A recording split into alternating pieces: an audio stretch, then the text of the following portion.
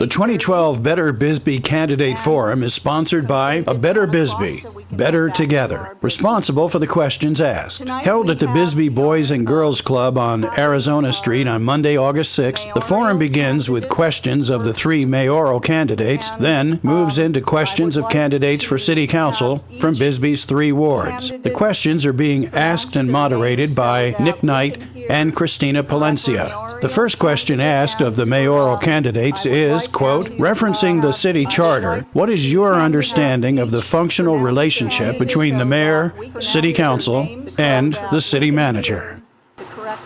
We have a council-manager form of government in Bisbee. The city council, which includes the mayor, is responsible for hiring the city manager and the city attorney.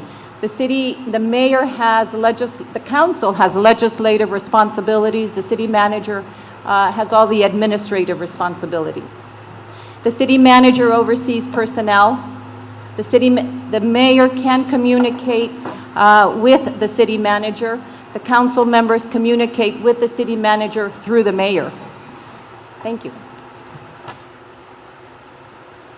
So I ask Mr. This will go to Ron. Okay. Ron, could you answer the same question, and then we'd be glad to repeat it for you if you like? Yeah, essentially the mayor and council set policy and the city manager carries that out. The city manager, when the charter was set up, they created a system where a professional would become the city manager and essentially run the city under the policy of the mayor and council. And what that had a tendency to eliminate was a lot of nepotism and cronyism. I support the charter 1,000%, did in 1988 when it was created. So basically, the manager works at the direction of the mayor and council, and he carries out their orders. However, the city manager has complete autonomy over the city employees except for three or four positions. That would be himself, the city manager, city attorney, city clerk, he appoints, mayor approves, the city treasurer and the city magistrate. Those are under the jurisdiction of the mayor and council. Thank you. First Mr. off, Scott. thank you for everybody for being here. The mayor, he's the liaison between the council and to the city manager. He's also the one who presides over the council meetings. He presides over other meetings and ceremonies. The council is the liaison between the public and the mayor. They also have the same voting rights as the mayor. The manager is the gentleman that runs the city of Bisbee. Gets his directions from the city council as well as the mayor.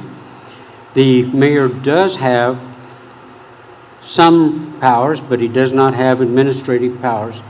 And he works at also with the council, and so does the city manager. Thank you. Second question, in the face of declining revenues and the city's fiscal responsibilities and current obligations, what specific steps would you take to balance the city budget? And that goes to Ron. It's no secret that I support the 1-cent sales tax increase. Next spring, if the 1-cent sales tax increase does not pass, you're facing $250,000 to $300,000 a shortage of revenue for this city to carry things out.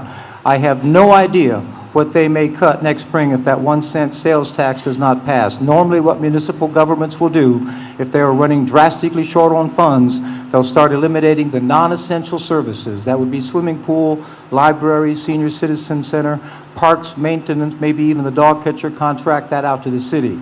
This November election for that 1-cent sales tax is one of the most critical elections that I've seen since I've lived here in Bisbee. It is absolutely imperative, in my opinion, that pass, and I would encourage you all to vote for that, or you're going to see a massive decline in city services, which may even affect public safety. And then that would carry on the next year as well, and I have no idea what they would cut, but you would see a city in massive decline, and I don't want to see that. I want to see this city move forward. I don't like living in resignation and wringing my hands. I want to move forward. I want the city to be a safe, beautiful, and infrastructurally sound city. That's what my character is about. That's what I believe is important for this city. And that's what I want to happen. So I would encourage you to vote for that 1 cent sales tax increase. I, as a citizen, will vote for that in November, and I would encourage you to do that, or your city is going to be in very serious decline. Same question goes to Benny. Same question, Mr. Scott? Myself, I also support the 1 cent sales tax. Without this, we're going to be in bad trouble within a year, year and a half. Our economy is shrinking, and not only is it shrinking in Bisbee, it's shrinking all over the United States. If we do not get this 1 cent sales tax, I look for our fire departments to start cutting. We can't cut anymore. We've already cut wages, we've cut personnel. We have to have this. The city is going to be in dire need of money. We're going to be in dire need. We're going to lose our swimming pool. We're going to be cutting our library. There's many other things that we do need that we're going to have to do without a 1 cent sales tax. And I hope it will come and long enough, last long enough, that the economy straightens out. I watched the paper. We're not the only ones that are suffering. The euro is dropping, gas is going up, and we've got to do something else. Thank you. Thank you, Mr. Scott. Same question Ms. to Adrian. Vidal? Thank you. I support a holistic, more comprehensive approach. I'm talking about, when I talk about holistic and comprehensive approach, I'm referring to doing 3 things at the same time. I'm referring to cutting and consolidating, I'm referring to partnering, and I'm referring to a tax increase. Not one while we do another, but all together at the same time. For example, we can, the gentleman mentioned some of our budgetary constraints in terms of our funding for pensions. One of the things that we could do is look at some cost containment strategies for pensions. We could change plans for we cannot change plans for retired employees, but perhaps we could change the pension plan, a tiered type system for new hires. In terms of medical insurance, we could save some money there, maybe if we took a look at some health savings accounts instead of the plan that we have now. We could partner with Cochise County, with other communities. We could look for grants. Just today I saw that the USDA, RUS, the Rural Utility Service, has some grants available that we could apply for. So I am fully in support of a very comprehensive approach, and not one over the other, and not one until we get to a point where we need to do something else. Thank you. So, Mr. Scott, as mayor, do you see it as your responsibility to take the interests of the people to the city government, or the interests of the city government to the people? Would you repeat that? Yes. Were you elected mayor, do you see it as your responsibility to take the interests of the people to the city government, or the interests of the city government to the people? It is, I would say take the interest of the people to the city government.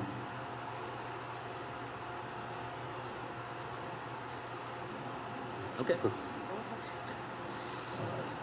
So, Adriana, the same question? Thank you. I think it's a partnership. I think we can't operate, the city can't operate alone, the people can't operate alone. It has to be a constant communication. We need to get out in the street, and we need to visit with businesses, with you, at the senior center, at the pool. We as elected officials need to be out there. This is about public service. So we need to be out there, and then I want to hear from you. I can't do this by myself. None of us can. I have put together a very, not as quite comprehensive as I would like yet, plan on my website. A lot of the ideas, 99% perhaps of those ideas, came from all of you. There's a lot of opportunity for us to work together, and we can't do it by ourselves, and neither can you. This is fully a partnership.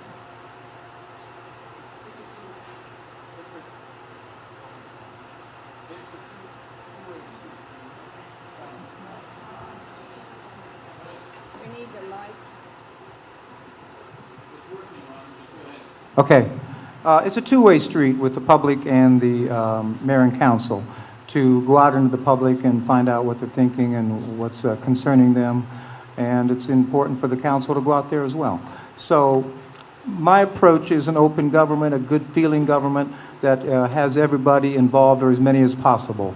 Special partnerships with various interest groups, I'm not necessarily in favor of. I think that could very easily be construed as a conflict of interest, and it could possibly evolve into a serious conflict of interest. Everybody in this city is a partner, and it depends on how much you all want to be involved in that partnership. We have 19 boards, commissions, and committees, and there's usually always vacancies on that, and we have 6 council seats and the mayor. It depends on how much you want to be involved, but we are a partnership with everybody in this community, from the poorest person to the most wealthy person, and that's the way I think it should be. So I really don't support partnerships that I've been hearing more and more about, because I think that it gives special favor to one interest group instead of another. This question goes to Adrian. Ms. Badal, the next question will be yours first.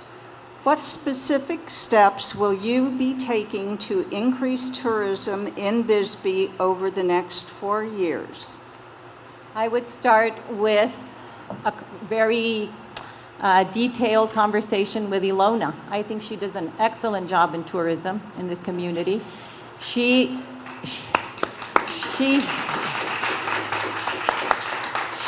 is the one that brought to my attention the study that ASU did with her help. There you are. Thank you so much for everything you do.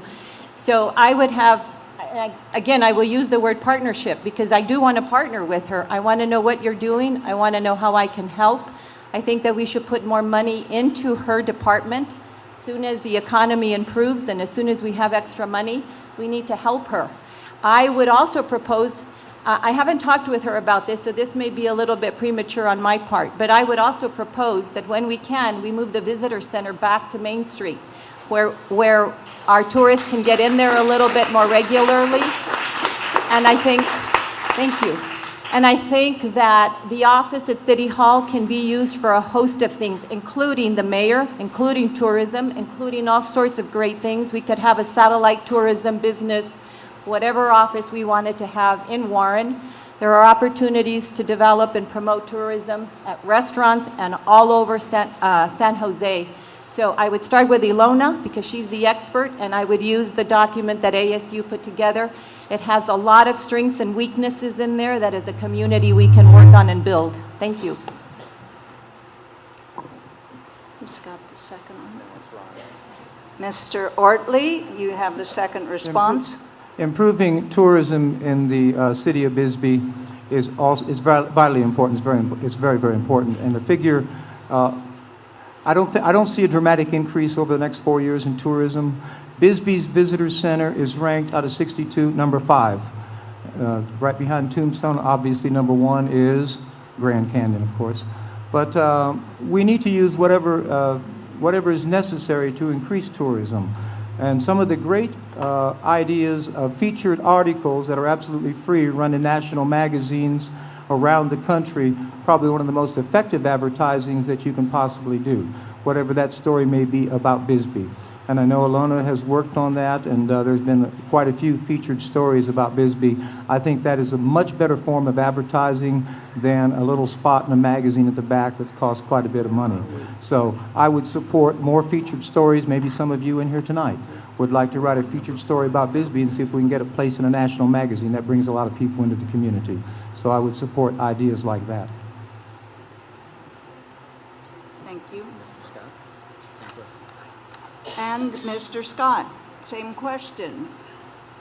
Well, I also believe that our advertisement for tourism goes through our city website and through Ilona. As far as our tourism on Main Street, I'd like to work with the merchants. I'd like to see them take a little different approach on what they're doing. The reason I bring this up is my children come here from Tucson. They walk up and down the street. There's nothing for a child on Main Street. They pack up their bags and they go to Tombstone, because on Main Street there's beautiful shops, beautiful articles, but there's nothing on Main Street that's exciting to a 10-year-old or a 12-year-old boy or girl. I'd like to, I know it's going to be tough getting tourism going. Advertise it, talk about it. Maybe something every weekend or every month. I'd appreciate it. Thank you so much. Okay, Ron, we'll start with you for the next question. As special events become more common and continue to grow in size, what role do you see the city playing in facilitating them? Well, it depends whether they're city-sponsored events or whether they're private events. Of course, I enjoy and appreciate and encourage special events for Bisbee. They can be fun and entertaining. But speaking on this particular subject matter, I want to say tonight that the Bisbee 1000, which was formerly called the Bisbee Stair Climb, the city has not received any money from this for about 4 years, 5 years or so. It seems to me that the city should receive some of that money to fix our stairs. And it seems like it's distributed everywhere except here in Bisbee to fix the stairs, which was the original intent of that stair climb. So when I left office, I wasn't happy about it, but we signed some sort of an agreement where the city of Bisbee would get 51%. And so I really wasn't happy with that, but to keep the peace, I did accept it. But since I've been out of the office, I guess we're down to zero. And 15,000 was left in that fund from the time I was in there 4 years ago, and I think it might be spent now on some stairs. But, you know, for 4 years we haven't received anything, and that's what it's about. It was about fixing our stairs, and I would hope in the future that the Bisbee 1000 Board of Directors would allocate a good portion of that to the city of Bisbee so we can do repairs on stairs and walls or whatever is necessary. Thank you.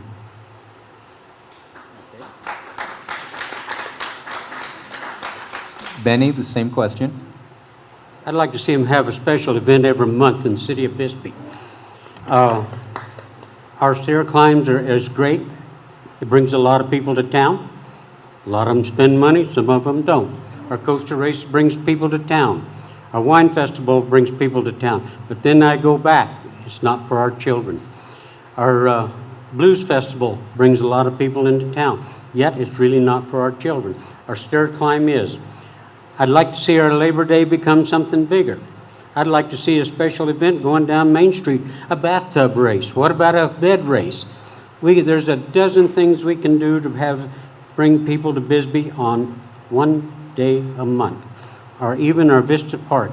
What a place to have a fireman's hose pull. Firemen like to get wet. That's the best place to do it. Water the grass for nothing. Adriana? I agree. I would also like to see many, many more special events. Not only do they bring people here, they bring tourists here. A lot of these individuals, I think, end up buying homes and returning. But I disagree a little bit that the city does not benefit. There are increased sales, and there are increased sales taxes that come back to the city when we have special events and we have more people here. Depending on the size of the special event and how many days and where it will be, I think we do need a little bit more coordination with the businesses and residents, the homes that are in the vicinity of where the special event will be, so that to the extent possible, street closures and whatever else might occur during those special events are something that those individuals talk about before we as a city issue permits. The Bisbee 1000, you brought that up, and I do know I was on the board of the Bisbee 1000 last year for a few months. I do know that the Bisbee 1000 supports many, many, many local organizations. They do not provide any money to the city for stair repairs anymore, but they do provide a lot of funding to many local organizations, nonprofits, and I want to thank Cynthia for the work that she and her board do for that. Thank you.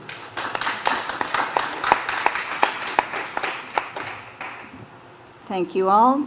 Next question goes to Mr. Scott first. Whom in the city government do you see as responsible for the development of alternative revenue streams for Bisbee? What will your instructions be to them? Would you please repeat that? I'm sorry? Would you please repeat that? Yes. Whom in the city government do you see as responsible for the development of alternative revenue streams for Bisbee? What will your instructions to them be? Well, at one time I would say it was John Charlie, but he's no longer with us. I would venture to say our development would go back to the city manager. I would instruct him also to be looking for other avenues as to what we could do to bring money into Bisbee. Green money. I'd like to see something else besides, well, I call it dirty money. Some people call it green money. Green industry. Our airport is set up to start working on that as it is. I don't know. You lost me.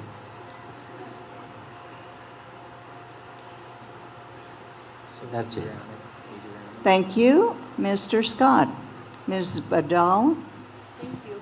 I think we need to foster a culture of entrepreneurship and opportunity and creativity. And by that I mean, I think every employee and department head and personnel manager and all of us as employees or elected officials need to always be looking for alternative ways to bring new resources or new revenue to Bisbee. But I think it should be one of the primary roles of the mayor without stepping on the manager's toes. And by that I mean the mayor should be an ambassador for Bisbee, for everything that is wonderful about this community, for all of the opportunity that's available for businesses to locate here, for seniors to live here, for children to get educated here. I think that that's one of the main roles and responsibilities of the mayor. And when we're out there visiting or looking, or our family members come here, or we're on vacation, we as elected officials need to talk about Bisbee, and we need to constantly be recruiting people to come here to live. In terms of the manager's role, I think that is also something that he should be doing. We don't have a community development director right now. I do believe that we need to spend more time and more focus on community development. That's a little bit different than bringing in revenue and growth. But I would very much like the opportunity to be your ambassador and bring new sources of revenue to Bisbee. Thank you. Okay, and Adriana, you will get the next question first. In mixed-use areas, residential and business, what are your thoughts on balancing the needs of businesses with the rights of private... Ron, I don't think okay. I answered the last question. Yes, that's fine. Certainly the mayor and the city manager are integral forces to help businesses or companies come to Bisbee. But let's be frank, I've heard this over the last 30 years. I'm going to create jobs in Bisbee. Every election, candidates are saying we're going to create jobs in Bisbee, but it doesn't really happen. Last year I spent about 2 months in the industrial Midwest where I grew up at. Thousands of factories are laying empty, and they can't. City government tries to do all kinds of enticements. We don't have to pay the property tax. We'll provide security. We'll pay the utilities, and yet it has become an industrial wasteland. Ladies and gentlemen, I'm going to be honest with you. Companies probably will not relocate to Bisbee, and if they did relocate to Bisbee, 5 miles south of us, they can get wage labor at $1, $1.50 an hour. So I don't see that necessarily happening, but I do want to talk about the potential revenues that could come into the city of Bisbee, which I'm opposed to, and that is selling off the city assets. In 2004, a person down a polling brought to my attention a large piece of land up in Old Bisbee, about almost 9 acres, one of the most beautiful places up there. And there were people interested in buying this, and she gave me a list of names to go around and talk to the neighborhood, and they were terrified that this would be sold to real estate developers or turned to a profit. So I promised those people on this piece of property, and this is basically pretty much a part of who I am, I will never put that on the agenda to sell off the city assets in Old Bisbee, major pieces of land. I will not do it. And it'll have to be forced on the agenda, and I would oppose that, and I would make those that force that on the agenda pay a political price for that. I'm that serious about that particular issue. Thank you, Mr. Ortley, and our apologies for the loss of order. Okay. Back to Ms. Badal. Christina, would you please repeat the question? No, we're starting a new question. Okay. We dropped the ball on the order at the end of the last question. In a mixed-use area, what are your thoughts on balancing the needs of business with the rights of private citizens when enforcing our ordinances? Wow, that's a very good question, very difficult to answer. Bisbee, many of the neighborhoods in Bisbee, especially in the Gulch, have been mixed use since day one.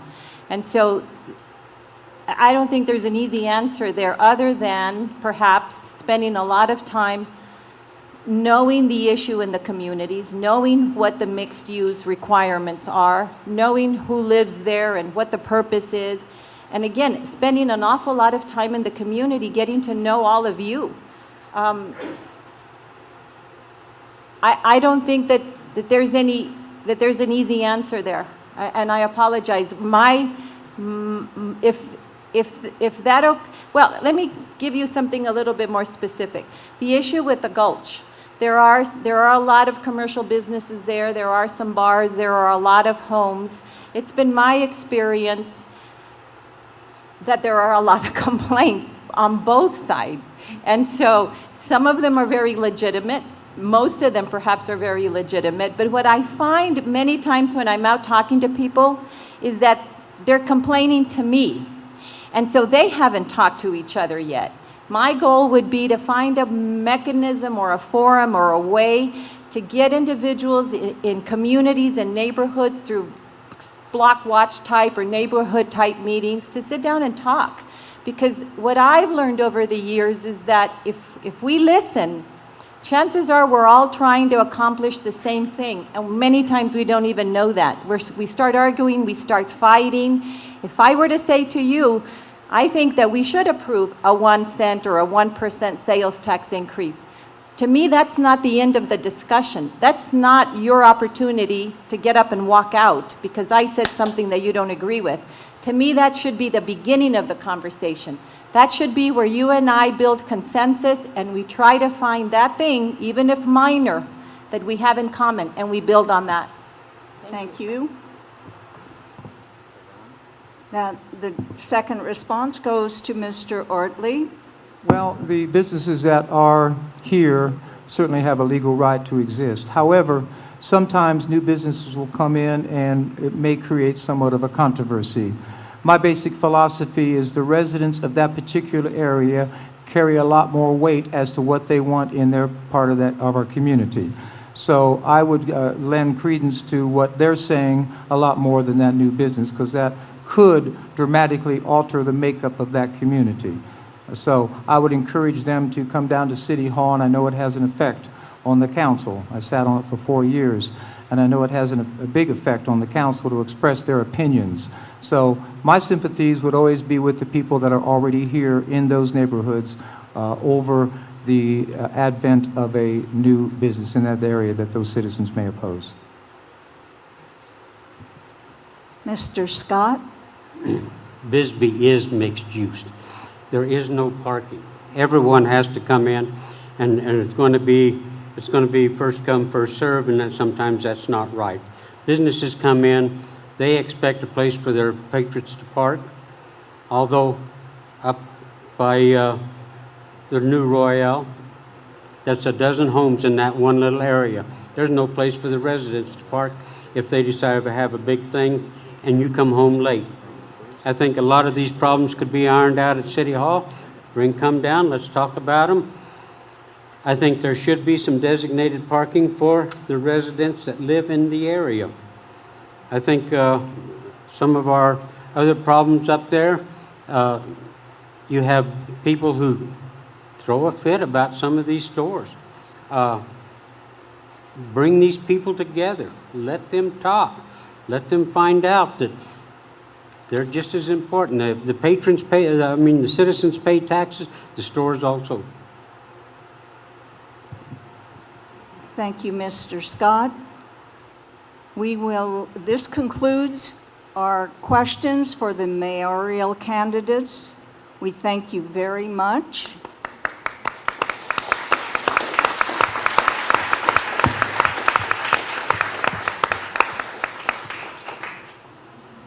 In the face of declining revenues, the city's fiscal obligations, what specific steps would you take to balance the city budget? Thank you for the question. First of all, real quick, thank you everybody for being here. This is a terrific turnout. It indicates that people really have a desire to listen to the candidates and to be making an informed decision. Second, quickly, I'd like to publicly express the fact that I hope Mrs. Giacomino is all right.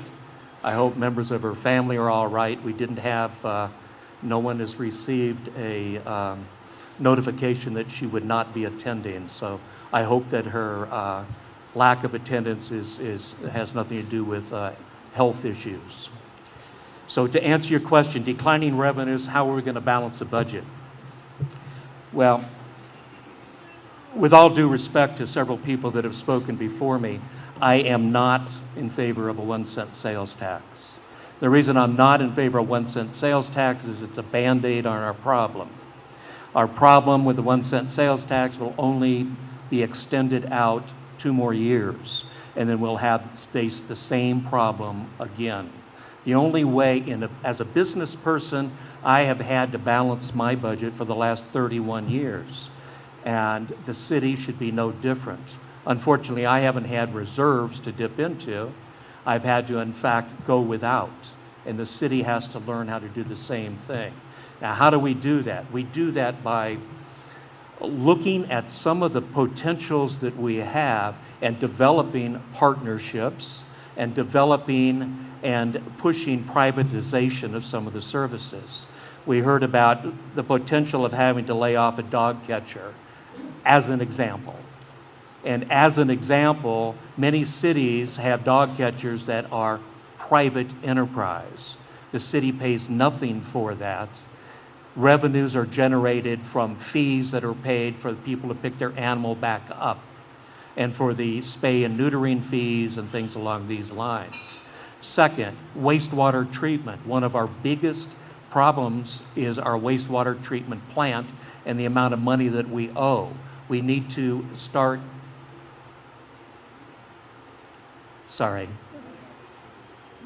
Okay, I apologize. Time is up, and we need to go to the next question. What specific steps will you be taking to increase tourism over the next 4 years? Bisbee tourism is an integral part of who we are. I believe that with tourism in the city of Bisbee, we need to start making Bisbee a destination rather than a stop on the way. Bisbee needs to be more than somebody coming to Tombstone and deciding, let's go over and see that charming little Bisbee. And after we've gone through Tombstone, we'll stop by Bisbee real quick, and our time's up. The shops are closed. It's time to leave. We need to make this the destination that they come to. How do we do that? We need to do that with the city and the businesses partnering. The businesses can provide revenue streams to the city in assisting them with the publicity necessary to generate our tourism. Second, the ASU study that was mentioned by Ms. Badal, very important because it provides some really pros and cons as to how this needs to be done. And part of those cons, by the way, rest firmly with the business community. There are things that the business community needs to do themselves in order to increase the tourism. And the city needs to increase this tourism, of course, because it generates bed tax and it generates sales tax. And that is what balances budgets. Thank you, Mr. Smith. Next question. Several suggestions to develop alternative revenue streams have been put forward over the past 12 months. Which of these do you support, And what specific steps will you take to implement them? Well, some of these, of course, the generation of a alternate revenue stream, the greatest amount of talk that we've heard is increasing the sales tax. And this, as I've indicated, I don't believe is the way to do that. We need alternative generation of revenue streams. This can be done, again, through partnerships. Partnerships work in government. There's nothing wrong, I beg to differ with several speakers previously. There's nothing wrong with private enterprise partnering with government for the betterment of both. And that's what we need to do. We need to explore how we can do this to generate those funds. It's been mentioned that we had a land at the airport. We do have land at the airport, but that land is not ready to be used. That land is sitting there without water. We have not made a deal with NACO Water or with Arizona Water, so the city is sitting there discussing the fact that we have land for you to come use, but nobody in their right mind in the business community is going to walk into that type of an environment without the essential ingredients necessary of water and electricity. The city needs to make sure that the water and electricity is provided, then they can start talking about having a shovel-ready industrial park present. How will you address the public perception that our laws and ordinances are being under-enforced in all of our wards? Well, our laws and ordinances are being under-enforced in all of the wards. From running stop signs to building permits. Now, how we address that is a pretty interesting question, because the citizens are the ones that have to really make a decision as to how that's enforced. Do we want everything enforced, or do we want only those things enforced that impact us, or in many cases don't impact us directly? The idea is, if we started enforcing ordinances, that creates revenue, and revenue creates more money in the budget, which eases our budget woes. Quite simply, we gave away our city magistrate position years ago. And so what's the incentive? A police officer now what incentive does he have to give a ticket for running the stop sign when in fact the city gets nothing out of that, and perhaps that officer has no incentive to do that because he is not being told you need to enforce those laws because the city isn't deriving revenue.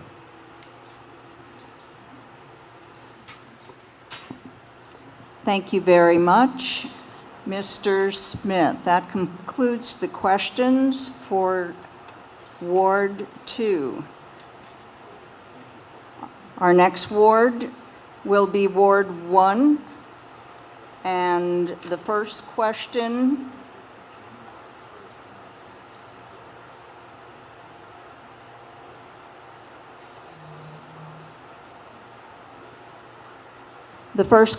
will go to Rob. In the face of declining revenues and the city's fiscal obligations, what specific steps would you take to balance the city budget?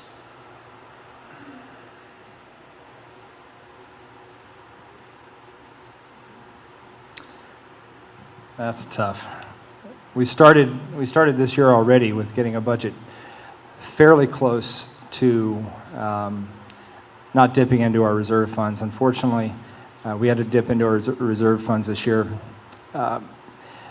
Obviously, have been a lot of cuts across the board. Our employees did not get a raise this year. Our health insurance went up. And we had to cut a couple of positions. Personally, I'm in favor of additional cuts. I am not in favor of the 1% sales tax increase, only because I personally haven't seen the kind of cuts that I think the city should be making. I think there's a few more cuts to be made, but I also think there's some collaboration that can happen on the part of the constituency. As city councilmen, we don't get a lot of phone calls from our constituency with what they feel needs to happen. And I wish I could hear from more people, because we have some very talented people in the community, and there's a lot more that can be done. I'm certainly willing to compromise on a sales tax. My first inclination as a business owner is to say no to a sales tax, not because it hurts me specifically. You know, I pass that on to my customers. But all of us, I think, it's important that we try to quantify exactly what a sales tax increase, what that impact is going to have on the entire community. Your cable bills, your water bills, your electric bills, all of these go up with a sales tax increase. And I think the city needs the city manager specifically needs to tell us what he can do to continue making cuts, and not just scare us into thinking that these cuts are going to cost us public safety. I don't believe that's true. Mr. Connors, that question, and I can repeat it if you like. Yeah, go ahead. Okay. In the face of declining revenues and the city's fiscal obligations, what specific steps would you take to balance the city budget? I would absolutely ask for accountability on every level. If the city manager is responsible for submitting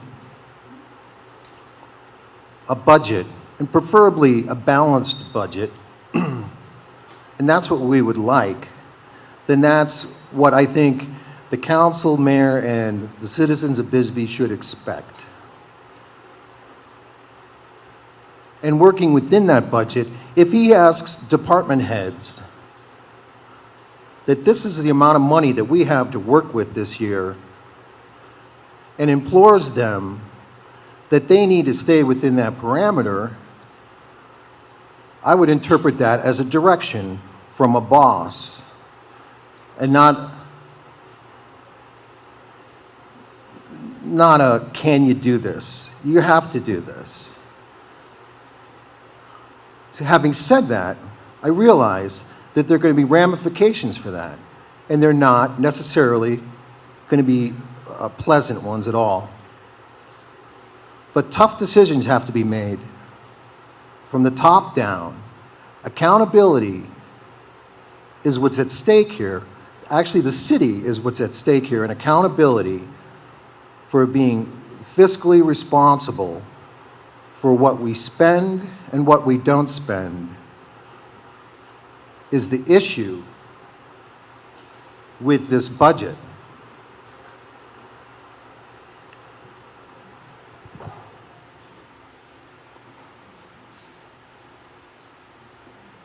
Would you like the question repeated, Mr. Budge? No, I think I'll... You got it? You got it. Okay, let's talk really quick. Why are we having trouble balancing the city budget? $710,000 has been taken away from us from the state of Arizona. They have balanced their budget at the State House on us locals. Now, over the last 5 years, the city has been taking action. We have decreased our workforce from 104 down to 78. That's a 25% reduction. We have taken cuts across the board in many areas, still trying to provide those services. In order to raise more revenue, it's got to be a three-prong approach, and I like to look at it as a three-leg. There's three legs that need to happen. One, tax increase. Now that's a stopgap measure, and it will last longer than 2 years if we do the other things that need to go along with it. You're right. If we just sit on our rear ends and not do anything, it's only going to last us for 2 or 3 years. So then what can we do? We become more business friendly. We attract more tourism. We attract other tax paying because here's how it goes. 1/6 of the budget comes from property taxes. 5/6 of it comes from sales tax. So it's sales tax is what we need. The last leg is the city itself. We got to continue to cut. We got to be able to do things wiser, smarter, quicker, and with less people, and do as much as we can. So those three legs have to stand, or else nothing's going to happen. We cannot grow our way out of this budget problem. In order to get $300,000 that we will need to balance the budget next year at the 2% tax rate that goes to the general fund, we would have to increase sales $15 million next year. I would like to see where we can get $15 million in sales next year.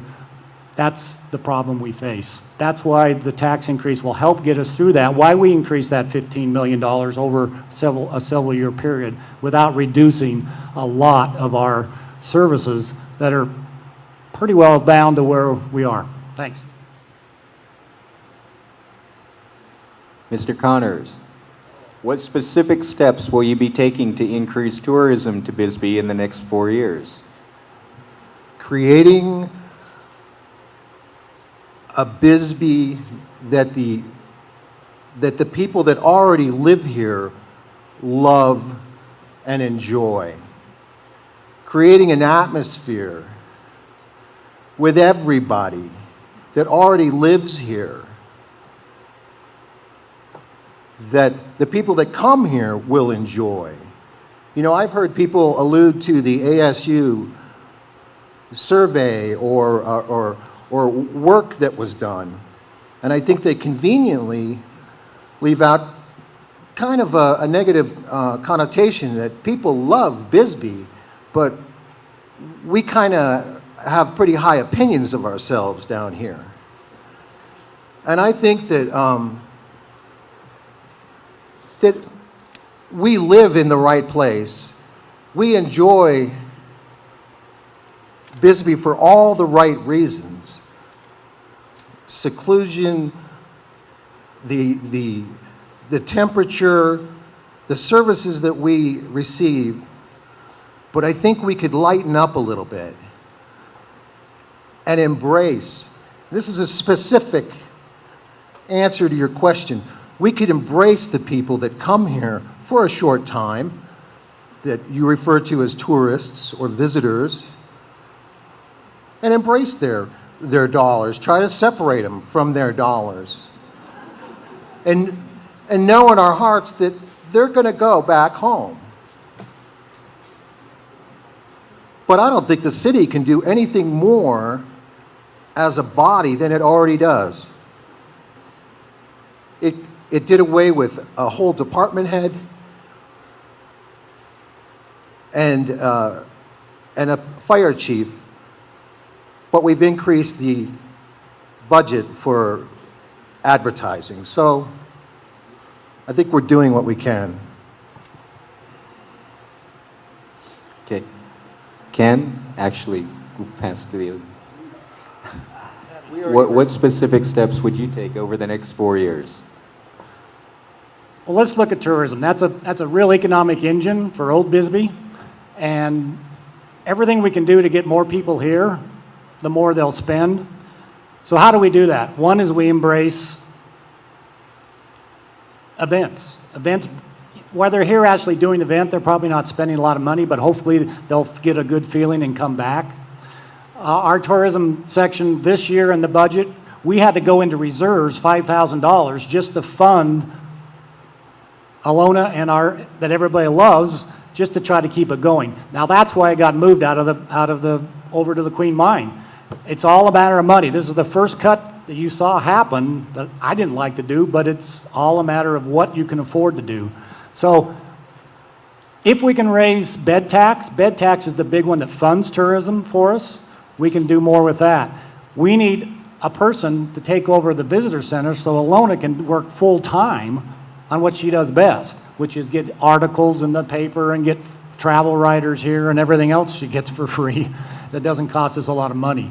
So, you know, we should work on volunteerism for our visitor center, free up her more often to be able to do the things she does well, and hopefully build our bed tax up to where we can start putting more money that we've had to cut over the last few years.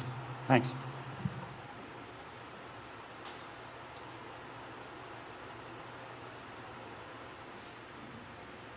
Can you ask the question one more time? I just want to be clear. Okay. What specific steps will you be taking over the next 4 years to increase tourism? I certainly appreciate what we've done so far. $50,000 towards the visitor center and advertising is a step in the right direction. I think the city could benefit from a more pro-business philosophy, and to accomplish that, similar to what Gene said, it's about accountability. Our city manager currently lacks very clearly defined objectives in that regard, and anything that we hope to do has got to be measurable. At the moment, there is nothing that measures the amount of traffic that we're able to well, except for our visitor center statistics, which is big. But what are we doing as far as increasing the amount of money that the businesses are making? What is our taxable revenue doing to us? At the moment, taxable revenue has been going down. And personally, I mean, my business depends on tourism. What I do is I watch demographics, I watch changes, and I watch the market. And I try to move with the market, which changes almost every other year. I'd like to see a city manager that is clearly in tune with what the business community thinks needs to be done, and I support the city manager in moving in a direction that supports businesses. Thank you all for your responses. Next question goes to Ken Budge. Several suggestions to develop alternative revenue streams have been put forward over the past 12 months. Which of these do you support, and what specific steps would you take to implement them? I've heard a lot of different suggestions, and I think we should take each one and weigh it and see what we can do about it. I personally have one myself that I'm going to take with the new mayor and see if we can do something about.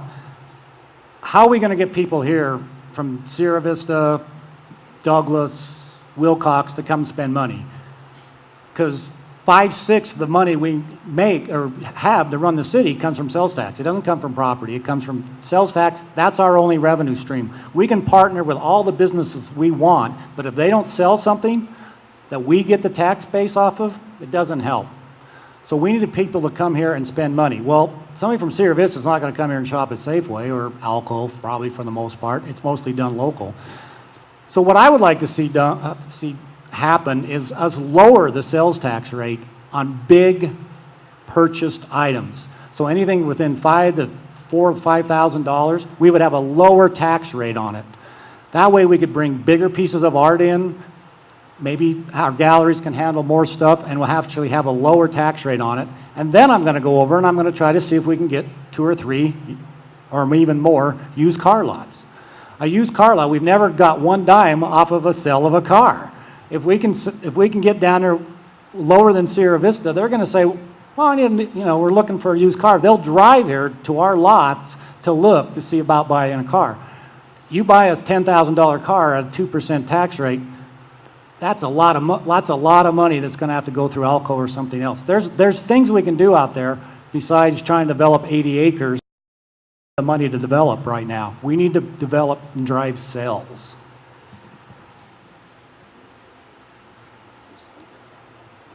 Mr. Page, your response, and I'd be glad to read the question again if you like. Can you read it one more time, please? Several suggestions to develop alternative. And I'm not certain. I don't know what alternative revenue streams we've been talking about so far. Sales tax increase. Obviously, it's not something I wholeheartedly support. You get behind the business community in this town with the depth that we've got, and loosen up on the ordinances that are making it difficult to open a business in Bisbee. One of the suggestions that I have that I'd propose is the formation of a business advisory group that meets with the city manager, taking all the different businesses in town, the larger businesses, convening similar to what we would do with the Planning and Zoning Commission, and bring these people together to confer with the city manager on what different avenues we can take, what they think can happen to bring business into the community. None of us have all the answers, but all of us together can find the answers that we need. And that's one thing I'd like to see that I don't really see with the current city manager is collaboration with businesses and getting the information that he needs to be able to make the decisions to the city to get people back into Bisbee.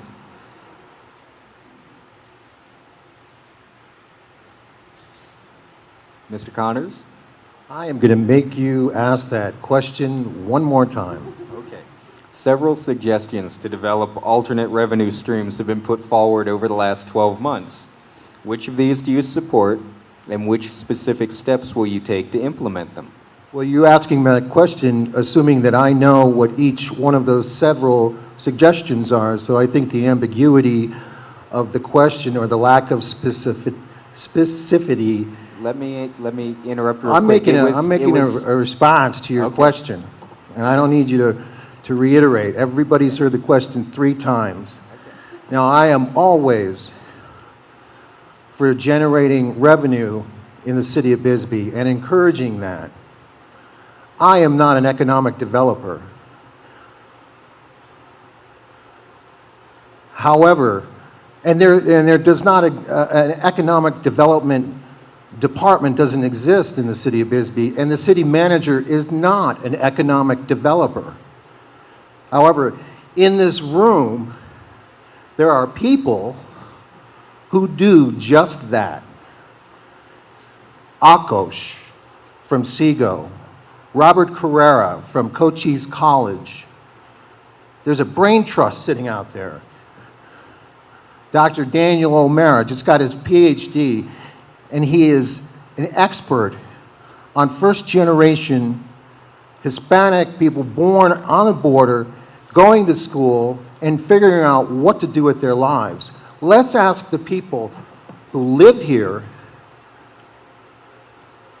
that would be the community. Let's work on the history, the mining, arts, entertainment, and let's work on location. Let's specify, let's dial it in and be specific about what are we doing, what do we expect. And we can't expect the moon, but if we work with what we've got, this brain trust, this town, and the hearts of everybody that live in it, we're going to figure out what works in this town and not limit it to just big business. So,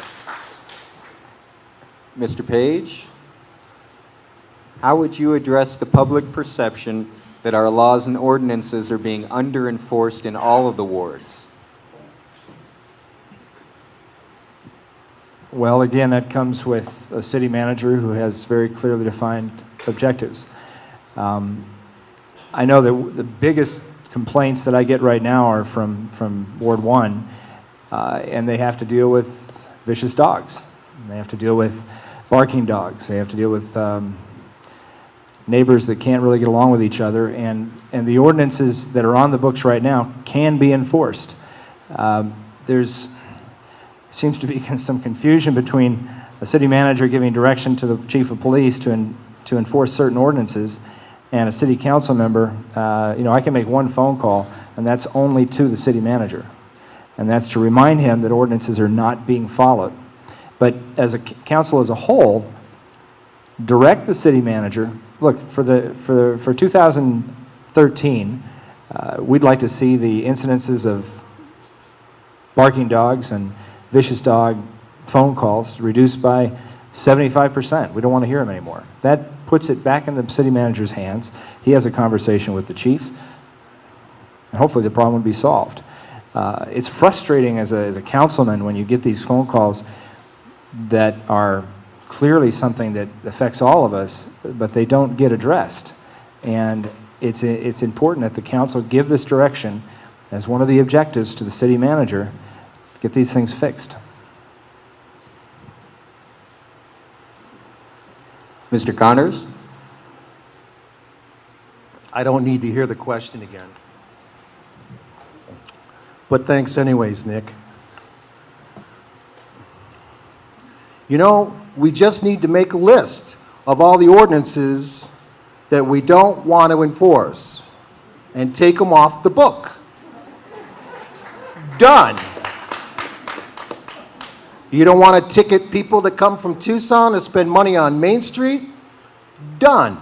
Just tell the cops it's not a law. You don't want to arrest a kid who's spraying spray paint on your building? That's an ordinance. You know, you got to pick and choose what we're going to enforce. And I don't, it's a no-brainer. If it's on the books, enforce it. Now, I understand that the police have the ability to make a judgment call. That's the difference between getting a ticket and getting a warning. Or when I was growing up, in the 60s in New Jersey, a kick in the butt. I'm not suggesting that we do that. However, the message was clear that I'm not doing something right, and I got caught.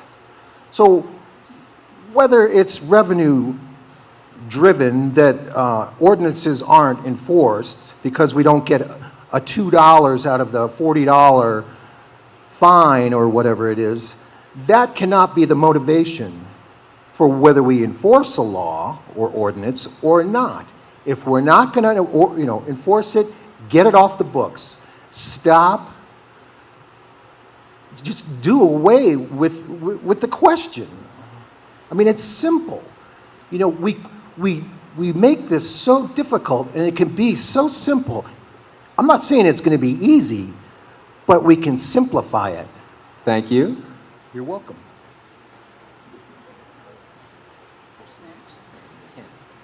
Thanks, Nick. Yeah, this is a real fun one. I've been sitting on council for 5 years, and really, ordinances are all about the eye of the beholder.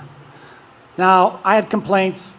I can't find a parking place around the post office. I wish they would get those cars, So our police go out, start handing out tickets. Oh my goodness! I mean, the businesses went up in arms. Well, what are you doing giving tickets? That's bad, So there's one we try to enforce and we can't do it, or we get complaints. Then another one calls me and says, "Oh, the motorcycles were so loud last night. Why aren't the cops handing out noise problems? Or we have a motorcycle problem down here on the corner."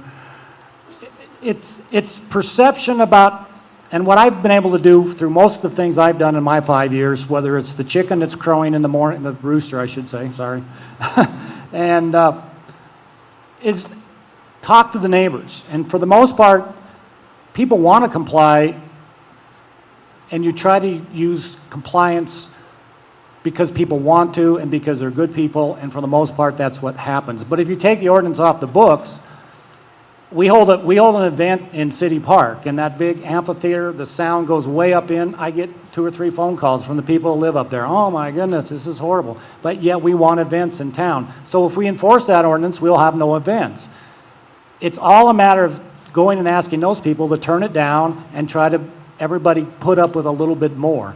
So ordinance have to be on the book. That's mainly because in the end, a final decision has to be made. It usually comes before council, just like this Bisbee 1000. I mean, are we going to close the street or aren't we going to close the street? The business people can't get it together and decide on their own, so the council's going to have to decide. That's really a sad situation, but at some point, ordinances and other things have to come to the final rise to the top. But for the most part, you can get things done just by going and talking to people.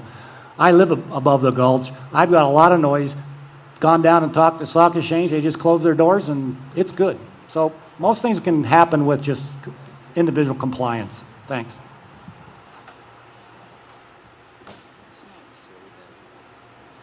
Thank you.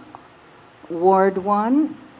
The next ward will be Ward 3, and that will be questions for candidate Shirley Dougherty.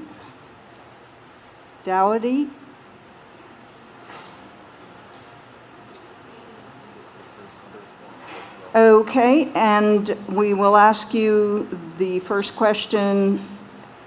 In the face of declining revenue and the city's fiscal obligations, what specific steps would you take to balance the city's budget?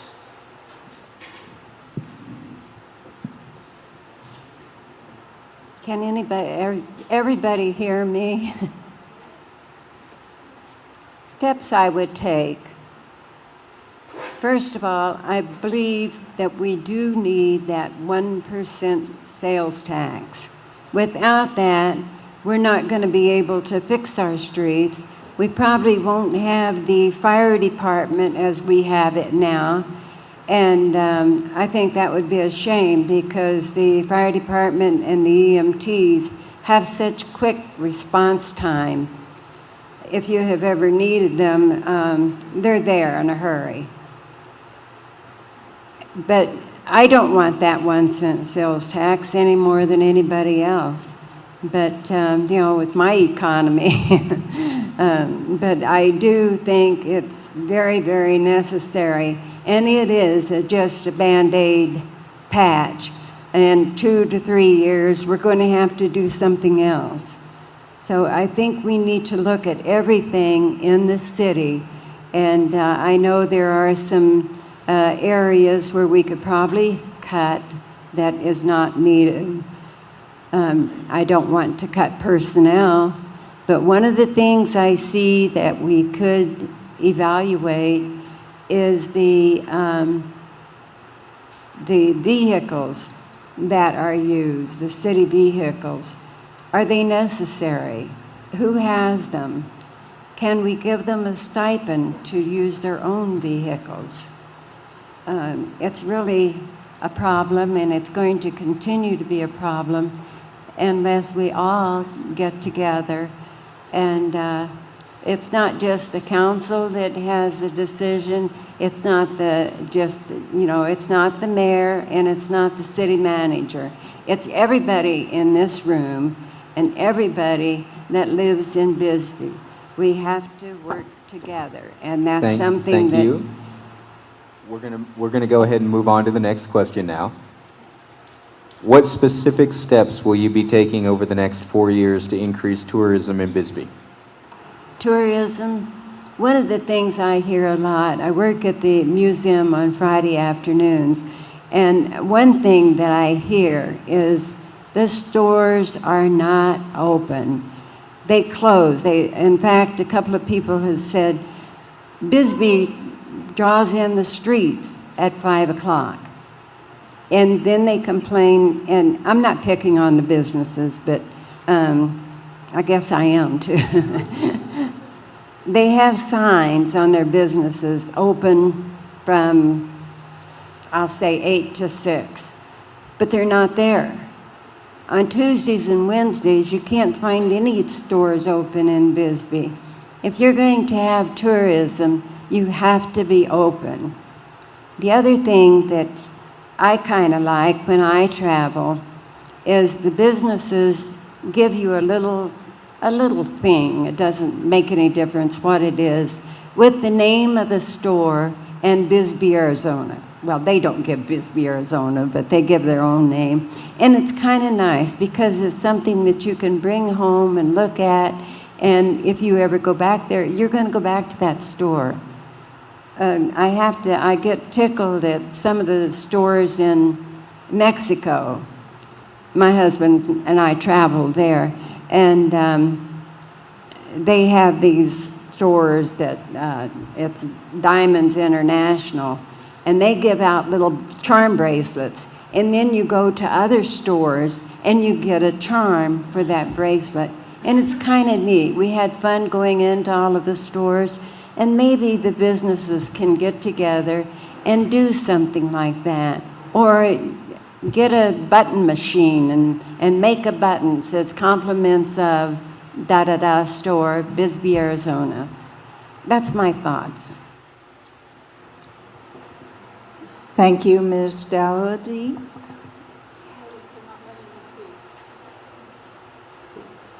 That concludes the questions being, Pardon? Right. The next question for Ms. Dougherty will be,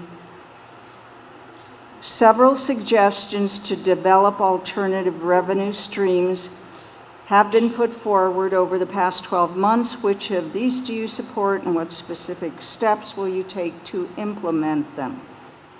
That is a good question. I think one of the things that we really need is our streets fixed. Out in the area I live in, there are holes in the streets, and on one street they've got, at the end, they've got, looks like pea gravel. Given that, what revenue streams would you develop, and how would you develop them That's to what offer the money to fix That's what them? I'm getting at. That's what I'm getting at. And that is a hard question. And like I say, the 1 cent sales tax is just going to be a Band-Aid. And the revenues, everybody is having trouble with revenue right now, all over the state. And you have to do some fancy figuring on the budget to have enough revenue. And I think we need to, as they say, cut out the fat and, work with what we have. We have to work within our budget. I just don't know how we would get any more revenue. We need business, but there aren't any. The businesses that are, well, you can go to Tucson, you can go to Tombstone, everywhere. There are no businesses. But I do agree with the gentleman to my right that maybe having some events on the weekends and charging for them. Tombstone has the gun program, whatever, the gunfight, every Saturday. But sometimes you have to pay to get on the street to watch the gunfight, which I was always amused by that. And then they have, oops. We're going to go ahead and move into the last question. How would you address the public perception that our laws and ordinances are being under-enforced in all the wards? Well, there again, we need to look at them and see which ones are important. If we're not using them, then let's evaluate them and perhaps get rid of them. We don't need all these ordinances on the books that we're not using. And the ones that we do need, I think they're underused. I don't... That's all. I'm just not thinking, but we do need to cut out and get rid of some of the ordinances. I'm not privileged to everything like the gentlemen over here that are on the council right now. I do have the city charter, and I have been reading it like crazy. I'm the secretary of the charter, as I was in 2007. But there are a lot of ordinances on the books, and we need to take a look at them. Thank you.